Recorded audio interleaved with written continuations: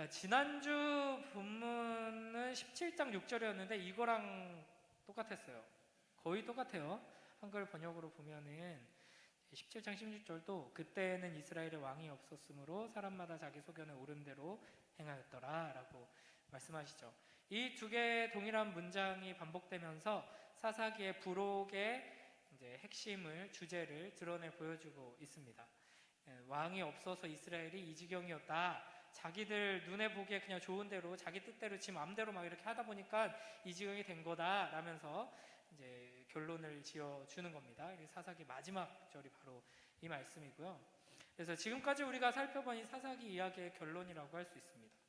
그래서 처음 사사기를 시작하면서도 슬쩍 예고했듯이 오늘 뭘 살펴볼 거냐면 성경 안에서 가장 끔찍하고 잔인한 이야기를 이제 이 스토리가 좀 길어요. 그래서 최대한 간략하게 살펴볼 거예요. 먼저 조금 앞으로 넘겨볼까요? 19장 1절 2절 한번 읽어보겠습니다. 자, 사사기 19장 1절 2절 조금만 앞으로 넘기면 나오죠. 자, 사사기 19장 1절 2절 함께 읽습니다. 시작.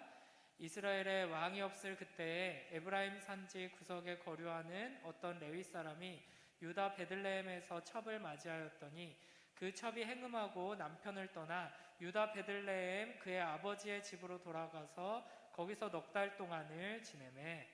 아멘. 자, 이게 이제 사사기 전체가 서론, 본론, 결론으로 되어 있다 그랬죠. 그래서 정확하게 이제 표현을 하면은 이제 서론, 본론, 결론은 뭔가 서론에서 먼저 그 준비를 하고 본격적인 이야기를 한 다음에 결론에서 마무리를 짓는 그런 이제 표현이잖아요. 그래서 이제 이거를 좀 음악 용어를 써서 서곡이라고 하고 뒤에를 이제 그냥 부록이라고 이제 표현을 하는 건데, 이제 마지막 부록에 해당하는 큰 두 가지 이야기 중에서 이제 그 마지막 이야기를 시작하는 장면을 보니까 이스라엘의 왕이 없을 그때에 라고 하면서 이야기를 시작하죠. 그러니까 이게 계속 주제라는 거를 강조하는 겁니다. 그러니까 우리가 이제 살펴보는 이 이야기는 왜 우리한테 알려주시느냐, 왜 이 이야기를 우리에게 들려주시느냐, 왕이 없으면 니네가 어떤 모습으로 살게 되는지를 잘 봐라, 이거를 이제 말씀하시는 거예요. 그래서 왕이 없을 때 에브라임 산지 구석에 거류하는 어떤 레위 사람이, 자, 주인공이 나오는데 레위 사람이에요. 유다 베들레헴에서 첩을 맞이하였더니 그 첩이 행음하고 남편을 떠나 유다 베들레헴 그의 아버지 집에 돌아가서 거기서 넉 달 동안을 지내매. 그러니까 시작하자마자 여러분 이상한 이야기가 막 펼쳐집니다. 자, 레위 사람이 등장했어요. 근데 등장하자마자 이상해요. 왜냐하면 이 레위 사람이 첩을 맞이했대요. 여기서부터 이상한 거예요. 그러니까 쉽게 말하면은 어떤 주인, 하나님의 이야기를 들려줄게 하고 이제 들려주는데 어느 교회에 어떤 목사님이 있었는데 그 목사님이 두 번째 부인이 있었어. 이러면서 이제 이야기를 자연스럽게 시작하고 있는 거예요. 뭔가 이상하죠? 근데 그 첩이 행음을 했대요.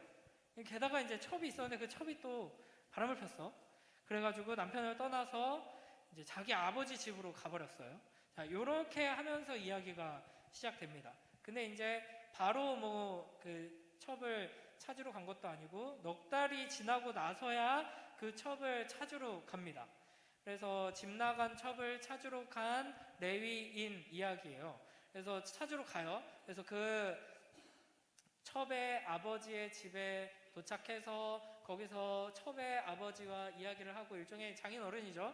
장인어른하고 이렇게 이야기를 하고는 다시 첩을 데리고 집으로 돌아가는 길에, 자, 어떤 일이 있었냐. 19장 15절 함께 읽습니다. 시작. 기브아에 가서 유숙하려고 그리로 들어가서 성읍 넓은 거리에 앉아 있으나 그를 집으로 영접하여 유숙하게 하는 자가 없었더라. 아멘.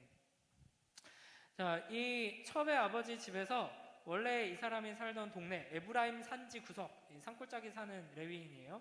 거기까지 가는 데는 하루 종일 아침부터 시작해서 이렇게 쭉 걸어가면은 갈 수 있는 거리 정도 돼요. 이렇게 나귀 타고 이렇게 투벅투벅 걸어가면 보통 이 당시에 이제 여행하는 속도로 하면은 한 4-5시간 걸리는 거예요. 짧은 거리는 아니죠.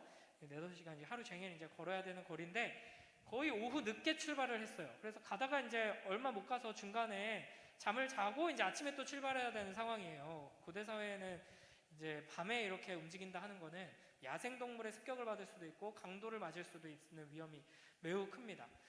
우리나라가 전 세계적으로 치안이 굉장히 좋은 편에 속하거든요. 그래서 뭐 야밤에 여러분 학원 늦게 끝나고 막 싸돌아다니고 이런 게 전혀는 아니지만 그래도 크게 막 걱정 안 하잖아요. 특히 우리 동네도 좋은 동네죠. 근데 이제 치안이 안 좋은 나라면은 뭐 해지면은 이렇게 돌아다니고 굉장히 위험할 수 있거든요. 차라리 치안이 위험했으면 이제 학원 밤늦게 안 다닐 수도 있는데, 그쵸? 좀 아쉬워요. 치안이 좋아요. 근데 고대에는 굉장히 위험합니다. 그래서 밤에 이제 잠잘 곳이 필요한데, 이제 이 사사기의 배경 여러분 기억하죠? 하나님께서 이스라엘 백성들을 약속의 땅, 가나안 땅에 이제 들여보내 주셨어요. 가나안 땅에 원래 살고 있던 아주 사악한 가나안 족속들, 막 자기 아기를 막 불태워가지고 우상한테 제물로 바치고 막 이러는 악한 그 족속들을 다 몰아내고 이제 거기서 하나님 나라를 일궜어야 되는데 다 못 몰아내고, 하나님을 믿지 못해가지고 다 못 몰아내고, 이쪽은 가나안 사람들이 여전히 살고 있고 이쪽은 이스라엘 사람들이 모여서 살고 있고, 어느 동네는 가나안 사람, 이스라엘 사람 막 같이 섞여서 살고 있고 막 이런 지경이에요. 그러니까 이제 집에 가는 길에 보니까 이쪽 동네는 가나안 사람 동네고 이쪽 동네는 이스라엘 사람 동네다. 그러니까 조금 더 가서 우리 이스라엘 같은 종족 살고 있는 그 성에 들어가서 자자 하면서 이제 들어간 거예요. 그런데 지금 뭐라 그래요? 성은 넓은 거리에 앉아 있으나 그를 집으로 영접하여 유숙하게 하는 자가 없었더라. 이게 이제 굉장히 이상한 장면이거든요. 지금도 그 중동 지역에 사는 유목민들이나 이런 사람들이 제일 중요하게 생각하는 게 뭐냐면 나그네를 돌보는 거예요.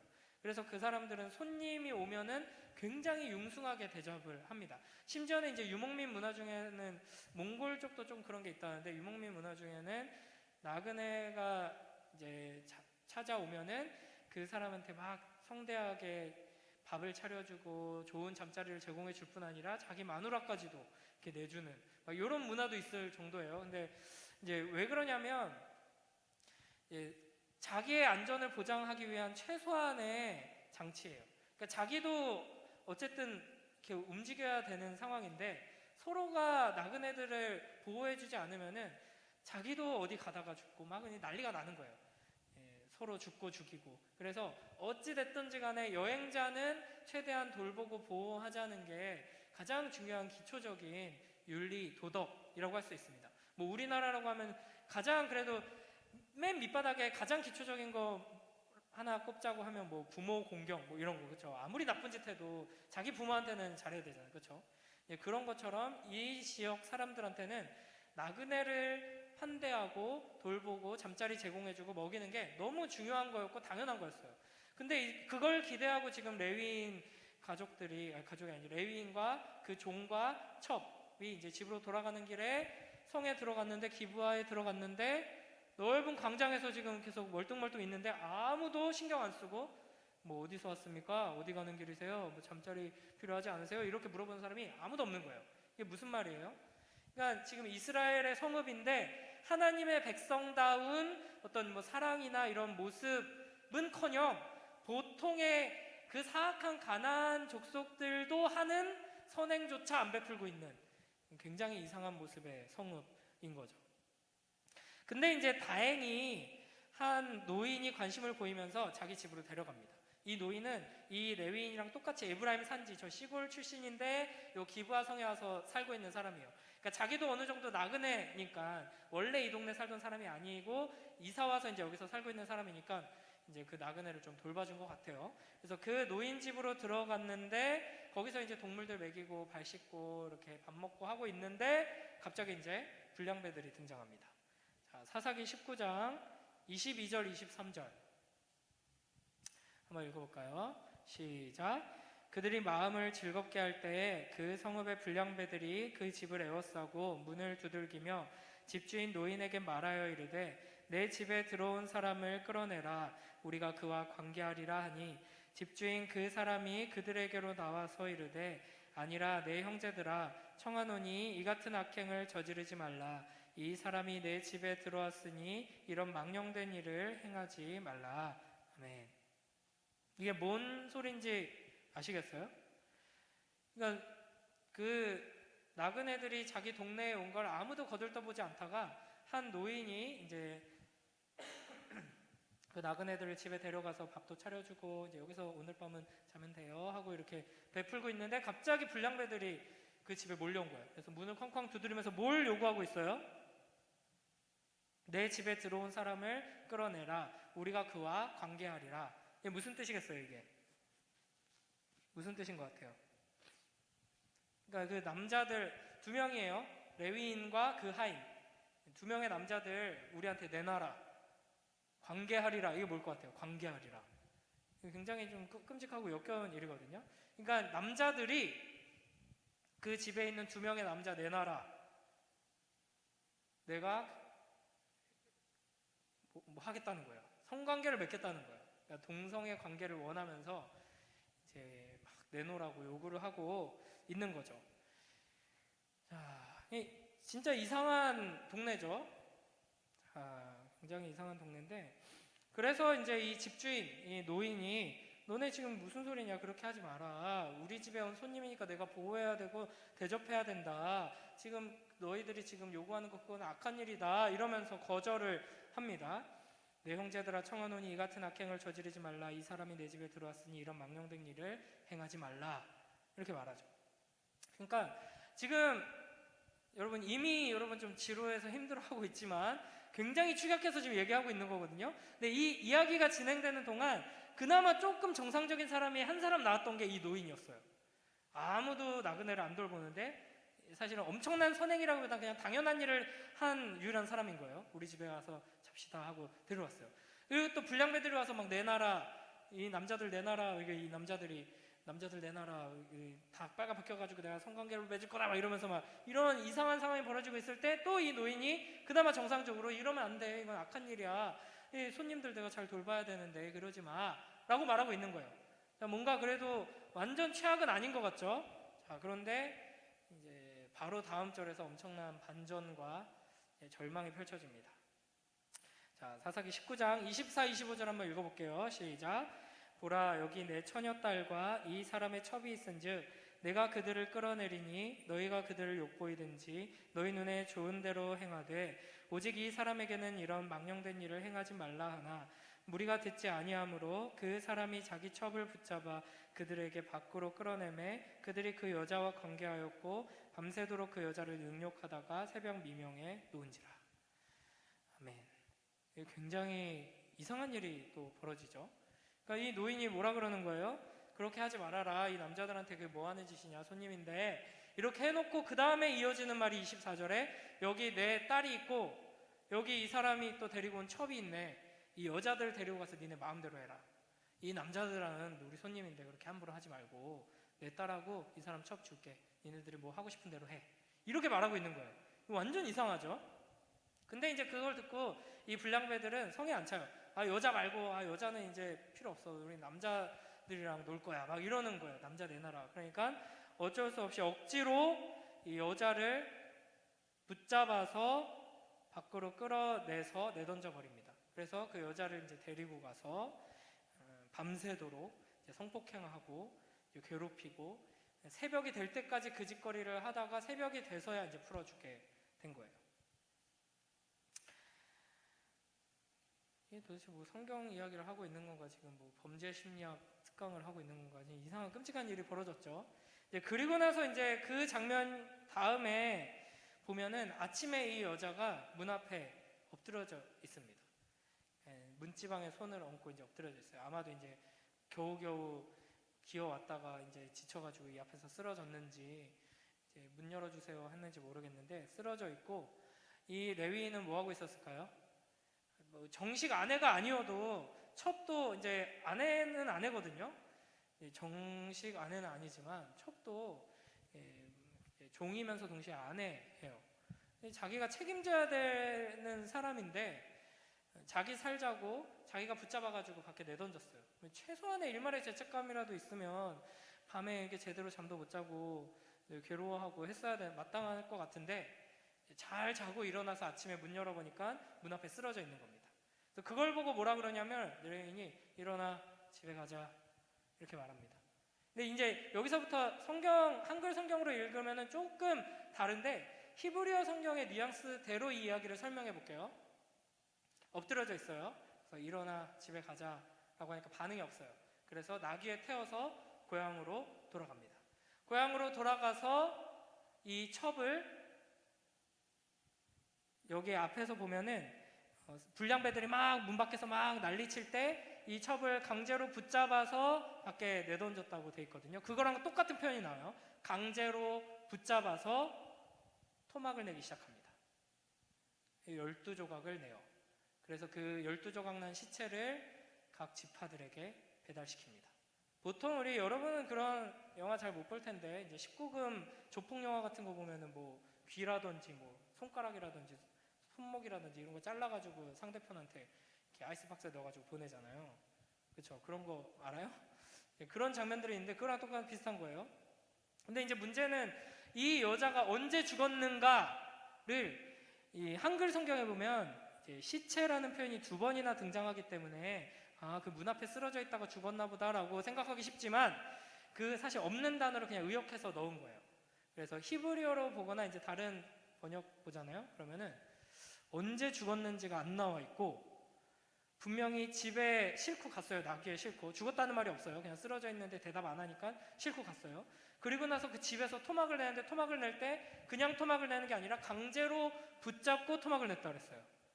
뭔가 이상하죠. 언제 죽었을까요? 몰라요. 모르지만 성경은 그런 뉘앙스로 이야기를 하고 있어요. 여전히 숨이 붙어 있는데 마치 아직 살아있는 사람을 강제로 붙잡아가지고 토막토막 낸 것처럼 그렇게 표현을 하고 있어요. 실제로 그렇게까지 끔찍한 사건이었을 수도 있고요. 아니면은 이제 실제로 이 불량배들이 굉장히 끔찍하게 성폭행하고 밤새도록 유린한 다음에 내던져서 만신창이가 됐고 거의 죽어있던 이 사람이지만 그들만 잘못한 게 아니라 레위인 너도 보호했어야 되는 이 여인을 보호하지 않았고 그 토막낸 이유는 이제 이 사건을 널리 알려가지고 복수하기 위해서였어요. 이 여자 때문이 아니라 감히 내 첩을, 내 사랑하는 첩을, 내 아내를 이런 감정이 아니라 그냥 이제 화나서 복수하기 위해서 조각조각 낸 거였거든요. 그러니까 너도 똑같은 가해자다. 이런 걸 이제 강조하기 위한 표현일 수도 있습니다. 어쨌든 이런 끔찍한 일이 성경에 도대체 왜 기록되어 있는가? 이걸 왜 우리에게 보여주시는가? 왕이 없는 우리의 실태를 적나라하게 드러내 보여주시는 거죠. 자, 우리 한 번 더 오늘 본문 읽어볼까요? 사사기 21장 25절 이렇게 크게 읽습니다. 시작. 그때 이스라엘에 왕이 없으므로 사람이 각기 자기의 소견에 옳은 대로 행하였더라. 아멘. 그래서 이 다음에 어떤 장면이 펼쳐질까요? 이 다음에 어떤 장면이 펼쳐질까요? 이 조각조각 난 시체를 배달받고 소식을 들은 이스라엘 지파들이 다 분노하면서 일제히 마치 한 몸처럼 일어나서 움직이기 시작합니다. 도대체 이 이스라엘에 이게 무슨 끔찍한 일이냐, 이거 어떤 놈들이 이런 짓을 벌였냐 하면서 막 일어나서 한 몸처럼 막 움직이기 시작해요. 그러니까 지금까지 하나님의 말씀에 일사불란하게 움직인 적이 단 한 번도 없던 이스라엘이, 하나님이 그렇게 말씀하시는데도 꿈쩍 안 하던 이스라엘이 이 사악한 레위인이 겪은 악한 일에 대한 악한 반응을 듣고는 이렇게 한 몸처럼 반응하기 시작하는 거죠. 그러면서 뭘 하냐면, 우리 이거 도저히 가만두고 볼 수 없다. 저 불량배들 다 잡아 죽치자. 범죄와의 전쟁을 선포합니다. 그런데 그 불량배들이 속한 그 기브아, 그 성읍이 속한 지파가 베냐민 지파거든요. 근데 베냐민 지파가 안 돼, 내놓을 수 없어, 건들지 마 이러면서 자기 이기적으로 또 반응을 해요. 그러니까 나머지 지파들이 베냐민 다 없애버리자 이러면서 이제 전쟁이 시작되는 겁니다. 그러니까 이게 마지막 장면이 굉장히 웃긴 게, 악한 레위인이 겪은 악한 일 때문에 악한 자들이 이렇게 악한 일을 했어요라고 이제 정직하게 말하지도 않고 막 교묘하게 과장하고 또 자기 잘못은 축소하고 하면서 이제 막 소식을 전해요. 그랬더니 그 이야기를 들은 이 사사기의 배경 속에서는 악한 이스라엘 백성들이 화를 내면서 저 악한 녀석들을 없애자 하면서 싸우는 겁니다. 그러니까 악한 자들이 악한 자들을 없애겠다고 싸우는 악한 전쟁이 시작되는 거죠. 그러니까 하나님을 왕으로 섬기지 않으니까 이런 모습이 이제 펼쳐지는 거예요. 그래서 이제 제가 뭐 이거 묵상집 만들고 막 하느라고 이제 사사기 뒷부분 지금 이제 해설을 못 올렸는데 나중에 시간 되면 이제 올리긴 할 거예요. 여러분 이제 이 전쟁 이야기를 보면은 이 이스라엘 지파들이 전쟁을 하겠다고 결정을 내려놓고 하나님께 물어봅니다.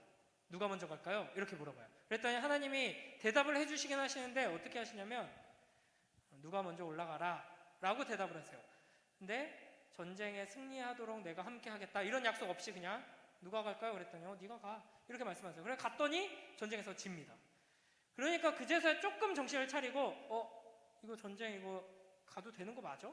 하나님 전쟁하러 갈까요? 물으니까 가. 또 이제 가요. 또 패배합니다. 그러니까 그제서야 이제 이스라엘 백성들이 하나님 이거 전쟁 할까요 말까요? 그제서야 이제 물어보거든요. 그때 이제 하나님이 내가 승리하게 하겠다 하고 이제 세 번째 전투에서 베냐민을 완전 이제 묵사발 만들어 버립니다. 근데 이 과정을 통해서 하나님께서는 이 악한 베냐민만 심판하는 것이 아니라 이 악한 이스라엘도 앞선 두 번의 전투에서 패배하면서 심판을 받게 하시죠. 그러니까 이 장면을 보면은 왕이 없는 여호와 하나님을 참된 왕으로 섬기지 않는 악한 이스라엘의 모습, 우리들의 모습을 잘 살펴볼 수가 있습니다. 그러니까 자기가 다 결정하고 나서 하나님께 물어보는 거예요. 이거 굉장히 우리가 주의해야 하는 지점이거든요. 그러니까 내가 내 뜻대로 판단하고 내가 원하는 대로 딱 결정 내려놓고 하나님 저 이거 하기로 했어요. 도와주세요. 아무리 간절하게 겸손하게 하나님 도와주세요. 하나님 안 도와주시면 저는 아무것도 할 수 없어요. 이렇게 기도를 한다고 해도 이미 자기가 결정을 내리고 다 판단을 하고 자기 뜻대로 이미 시작해놓고 내가 결정했으니까 도와주세요 하는 거는 하나님을 왕으로 섬기는 게 아니라 하나님을 뭐 자기 조수 취급하는 거죠. 근데 그나마 근데 이건 나아요. 자기가 결정해놓고 이제 뭐 어디로 갈까요? 물어보는 거예요. 굉장히 형식적인 거죠. 그러니까 이런 식으로 이제 하는 모습들이 바로 하나님을 왕으로 섬기는 게 아니라 하나님을 이용하는 악한 모습들입니다. 그래서 이제 우리는 무언가를 결정하기 전에 먼저 하나님께 질문해야 돼요. 하나님께 물어봐야 돼요. 그러니까 하나님, 저 어떻게 해야 될까요? 뭘 먼저 해야 될까요? 이런 구체적인 질문 이전에 내가 이제 어디로 가야 하는지, 내가 뭘 할지 말지 그 결정권을 하나님께 내어드리고 하나님께 질문을 해야 됩니다. 그러니까 여러분 지금 뭐 진로에 대해서 결정한 사람이 있을 수도 있고 아직 뭐 고민하고 있는 사람이 있을 수도 있고 뭔가를 결정했지만 확실하지 않은 채 이제 뭐 이렇게 여지를 남겨두고 있는 사람도 있을 수 있고 아무 생각이 없는 사람도 있을 수 있어요. 근데 어쨌든 여러분은 가능성이 무한합니다. 뭐든지 될 수 있어요. 그런데 내가 앞으로 뭘 할지 어느 길로 갈지를 이제 누가 결정하는가 굉장히 중요하거든요. 내가 열심히 고민하고 내가 열심히 이제 진로를 탐구하고 상담을 많이 받고 이제 자료를 많이 취합해서 거기서 가장 좋은 게 뭘까, 나에게 가장 맞는 게 뭘까를 판단하는 그 과정에서 내가 이제 결정을 딱 내리고 나서 하나님의 도우심을 받는다. 그거는 하나님의 백성의 태도가 아니다 하는 거죠. 그러니까 처음부터 하나님께 물어봐야 돼요. 그러니까 그렇다고 해서 이제 진로 탐구 뭐 이런 게 의미가 없다는 게 아니라 모든 결정권이 하나님께 있다는 걸 인정하고 하나님께서 말씀하시고 하나님께서 결정 내려주시기를 기다려야 한다는 거죠. 그래서 여러분 성급하게 하실 필요 없어요. 이제 어른들이 그런 거 많이 물어보죠. 뭐 꿈이 뭐냐, 계획이 뭐냐, 진로는 정했냐. 그런데 뭐 수능 보기 전까지 안 정해져도 상관없고 대학 가기 전까지 안 정해져도 상관없고 대학을 어디 갔는데도 이제 모를 수도 있어요. 여전히 모를 수도 있고 안 정해져 있을 수도 있고. 그래서 중요한 건 하나님께서 하나님의 때에 우리에게 말씀해 주실 거고 인도해 주실 거고 이제 그 하나님의 말씀에 따라서 우리가 나아가야 한다 하는 거죠. 그래서 여러분 이 세상은 계속해서 이제 빨리빨리 너 지금이면 준비해야 돼. 지금 이제 결정해야 돼. 이렇게 말하거든요. 그러나 이제 그런 세상의 스케줄에 맞춰서 흔들리지 않고 하나님께서 말씀하실 때까지 진득하게 기다리고 하나님께서 오케이 하실 때 담대하게 한 걸음씩 나아가는 그런 우리 모두가 되길 주님의 이름으로 축복합니다. 그래서 여러분, 제가 이 묵상 요거 이렇게 안에 이제 있는 글에서도 간단하게 좀 썼는데, 고도를 기다리며라는 이제 희곡이 있거든요. 뭐 우리나라에서도 뭐 연극으로 이렇게 하고 했는데, 혹시 뭐 읽어본 사람 없죠? 들어본 사람 있어요? 고도를 기다리며? 이제 뭐 고도 몇 피트 뭐 이게 아니라 고도라는 사람을 이제 기다리는 이제 불황자 둘의 뭐 그런 이야기를 담은 희곡인데, 이제 고도가 누군지도 몰라요.